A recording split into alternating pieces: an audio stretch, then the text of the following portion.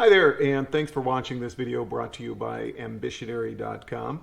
I'm Michael Miller, one of the co-founders at Ambitionary, and in this video I'm going to give you some advice on answering the very common interview question or statement of, so tell me about yourself.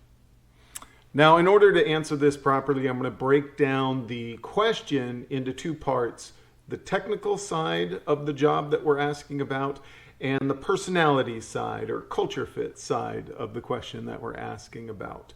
But before I get into that, I'm going to give you a background as to where this comes from. Basically, why are recruiters asking you this question?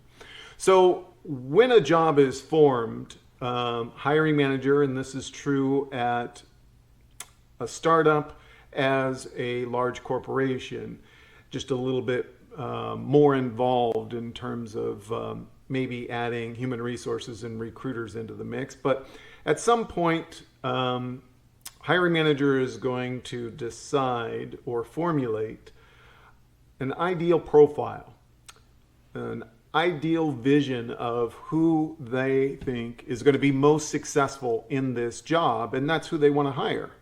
So they start thinking about the technical skills.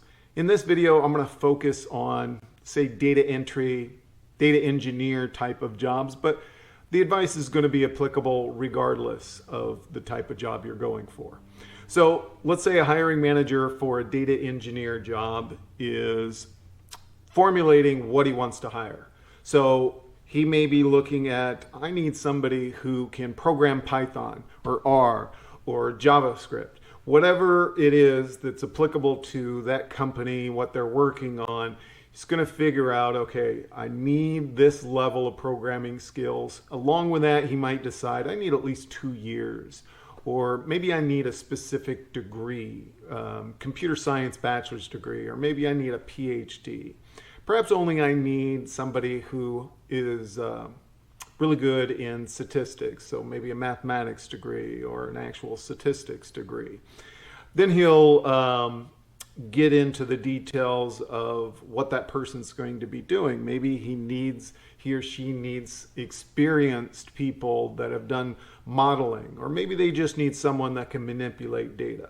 So they'll kind of go through the technical side of it, and either by themselves or with the help of HR, they're going to formulate what sort of personality would be successful.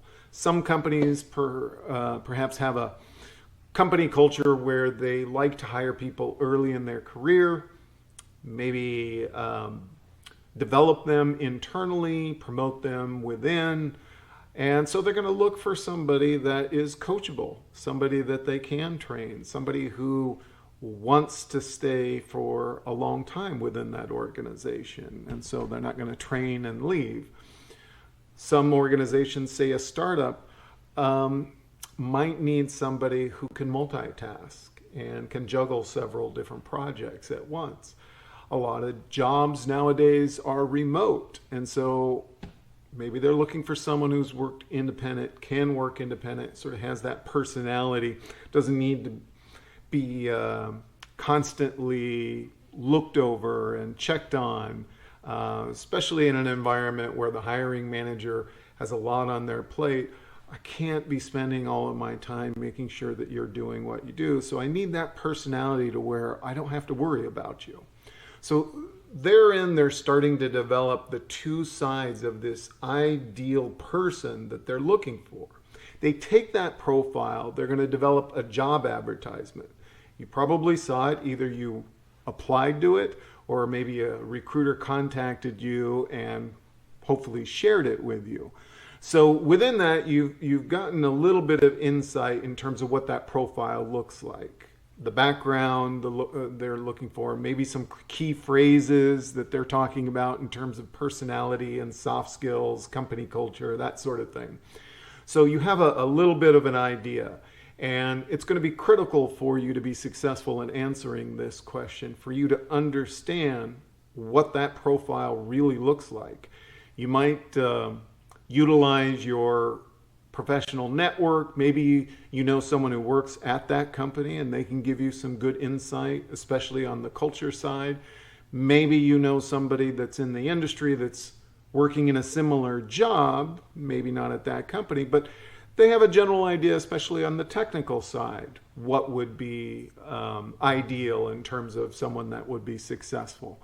So you want to formulate a deep understanding of what this ideal profile looks for before you start figuring out what your answer is going to look like.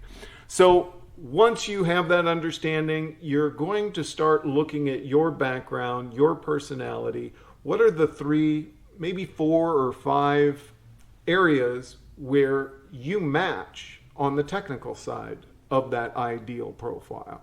What are the 2, 3, maybe more things in your personality, especially that you can demonstrate through experience, where you match on that personality side, that culture fit side?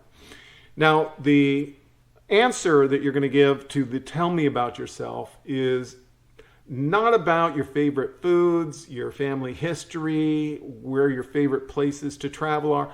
Those things are great, but they are unrelated to what we're looking for in the answer to this question. So you want to be concise. You want to stick to those 3, 4 things in each area.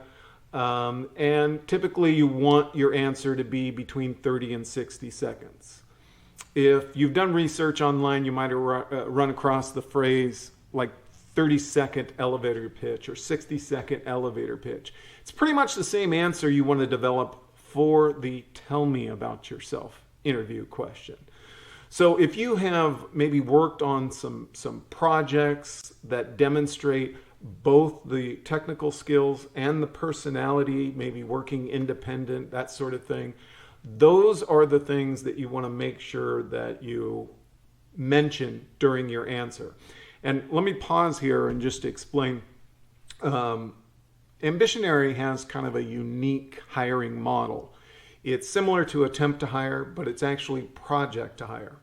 Ambitionary arranges projects, paid projects, usually 4 to 8 weeks long, typically 10 to 20 hours a week.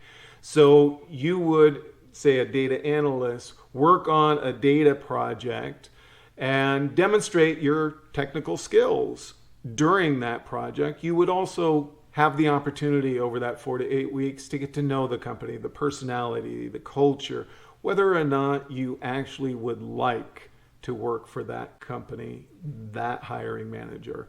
And they would get a chance to get to know your personality and your work abilities.